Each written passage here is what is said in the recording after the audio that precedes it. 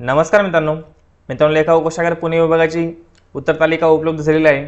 तर ते कशा पद्धतीने डाउनलोड करायची ते माहिती आपण बघणार आहे।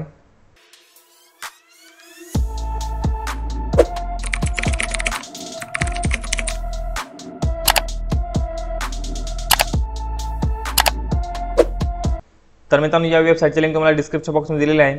त्या लिंकवर क्लिक करायचं आहे। त्यानंतर अशा पद्धतीने इंटरफेस ओपन होईल। तर इथे तुम्हाला तुमचा यूजर आयडी आणि पासवर्ड तुम्हाला इथे फिल करायचा आहे आणि त्यानंतर तुम्हाला जिथे जो कोड दिलेला आहे तो इथे फिल करायचा आहे आणि त्यानंतर लॉगिन ऑप्शन ते क्लिक करायचं आहे। मित्रांनो जर तुम्ही तुमचा पासवर्ड जर विसरला असाल तर तुम्ही इथे फॉरगेट यूजर आयडी पासवर्ड यावरती क्लिक करायचं आहे। त्यानंतर इथे तुमचा यूजर आयडी तुम्ही इथे फिल करा।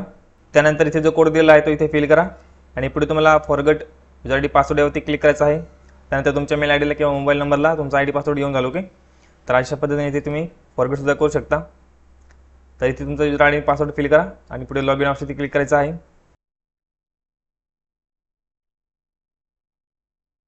लॉगिन केल्यानंतर मित्रांनो तुम्हाला अशा पद्धतीने इथे मेसेज येऊ शकतो पासवर्ड एक्सपायर। जर तुमचा जुना पासवर्ड जर एक्सपायर झाला असेल तर अशा पद्धतीने मेसेज येऊ शकतो ओके। तर तुमचा इथे यूजर आयडी आणि पासवर्ड जुना पासवर्ड ऑटोमॅटिक येऊन जाईल। तर इथे तुमचा नवीन पासवर्ड तुम्ही इथे तयार करा आणि त्यानंतर कन्फर्म पासवर्ड इथे परत तुमचा नवीन पासवर्ड फिल करा आणि पुढे जो तुम्हाला कोड दिला आहे तो इथे फिल करा आणि त्यानंतर चेंज पासवर्ड यावरती क्लिक करायचं आहे।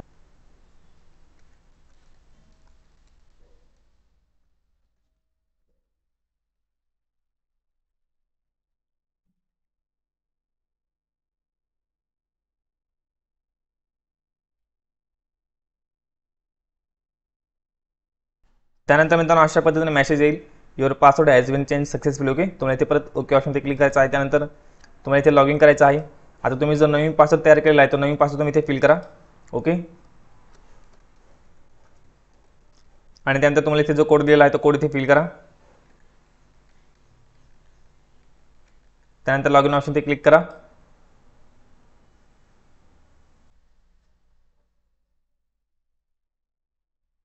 त्यानंतर अशा पद्धतीने इथे तुम्हाला एक नोट येईल ओके। तर इथे तुम्हाला क्लोज ऑप्शन क्लिक करायचं आहे। त्यानंतर तुम्हाला इथे वरती ऑप्शन दिसतील ॲप्लिकंट डिटेल्स ऑब्जेक्शन त्यानंतर कॅन्डिडेट रिस्पॉन्स तुम्हाला इथे क्लिक करायचं आहे। या ऑप्शन क्लिक करा। त्यानंतर अशा पद्धतीने तुम्हाला इथे इंटरफेस येईल। तर तुम्हाला इथे क्लिक हिअर तुम्हाला इथे ब्ल्यू कलरमध्ये दिलेलं आहे यावरती क्लिक करायचं आहे। तर इथे क्लिक करा। त्यानंतर तुमच्यासमोर तुमची जी आन्सर शीट आहे ओके तर ती ओपन होईल। तर मित्रांनो अशा पद्धतीने तुमची आन्सर शीट इथे ओपन होईल। तर तुम्ही इथे बघू शकता आन्सर की for JD Pune recruitment exam 21 April 2025 for objection handling purpose only okay. तर मित्रांनो तुम्हाला हे फक्त ऑब्जेक्शनसाठी तुम्हाला हे आन्सर की दिलेले आहे। जर तुम्हाला एखाद्या प्रश्नाबद्दल जर ऑब्जेक्शन घ्यायचं असेल तर त्याच्यासाठी मित्रांनो हे आन्सर की तुम्हाला उपलब्ध करून दिलेले आहे। आता तुम्हाला ऑब्जेक्शन कशा पद्धतीने घ्यायचं आहे ते पण आपण पुढे बघणारच आहे। तर अशा पद्धतीने इथे ही संपूर्ण आन्सर की तुम्हाला इथे उपलब्ध करून दिलेले आहे। तर तुम्ही सर्व आन्सर की तुम्हाला इथे चेक करून घ्यायचे ओके। तर मित्रांनो तुम्हाला इथे राईट साईडला तुमचे सर्व क्वेश्चन आयडी वगैरे दिलेले आहेत ओके। तर हे तुम्हाला ऑब्जेक्शन घेण्यासाठी तुम्हाला हे कामात येणार आहेत ओके। तर तुम्हाला इथे सर्व माहिती दिलेली आहे। हे सर्व आन्सर की मित्रांनो तुम्हाला चेक करून घ्यायचे आहे। आन्सर की जे प्रिंट काढण्यासाठी तुम्हाला इथे राईट साईडवरती प्रिंट ऑप्शन दिलेला आहे यावरती क्लिक करायचं आहे। त्यानंतर तुम्ही ते सेव्ह ॲज PDF म्हणून तुमचे आन्सर की तुम्ही सेव्ह करू शकता ओके। तर अशा पद्धतीने इथे तुम्ही सेव्ह करून घ्या ओके। त्यानंतर संपूर्ण आन्सर की तुम्हाला चेक करून घ्यायचे आहे। तर मित्रांनो आता आपण ऑब्जेक्शन कशा पद्धतीने घ्यायचं आहे ते माहिती बघूया। ऑब्जेक्शन घेण्यासाठी मित्रांनो तुम्ही इथे ऑब्जेक्शन या टॅबवरती क्लिक करायचं आहे। त्यानंतर तुम्हाला इथे क्रिएट या ऑप्शन क्लिक करायचं आहे। त्यानंतर अशा पद्धतीने तुमच्यासमोर एक नवीन पेज ओपन होईल।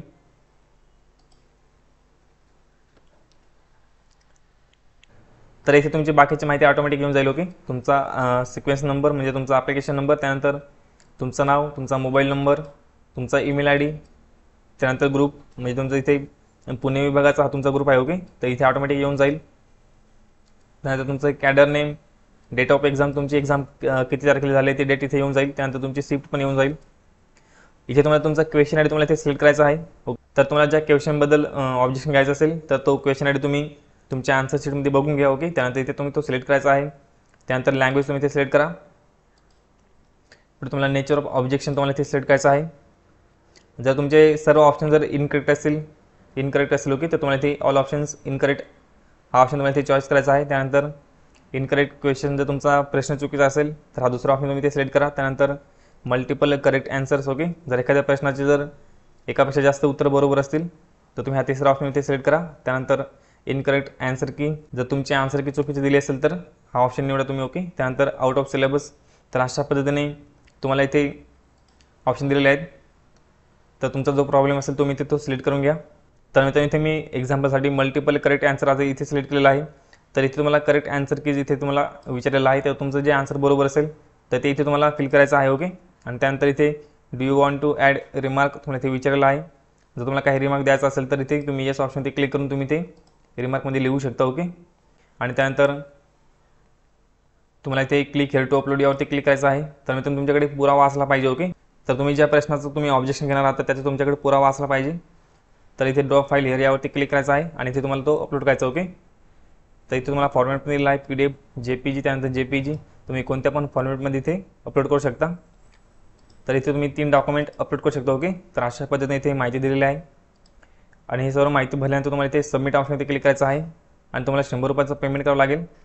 तर मित्रांनो अशा पद्धतीने तुम्हाला जर ऑब्जेक्शन घ्यायचं असेल तुम्ही घेऊ शकता. तर मित्रांनो आहे तुम्हाला सर्व पॉईंट समजले असतील. तर अशाच महत्त्वपूर्ण अपडेटसाठी आपल्या चॅनलला सबस्क्राईब करून ठेवा. तर चला मित्रांनो भेटूया पुढच्या व्हिडिओमध्ये. धन्यवाद.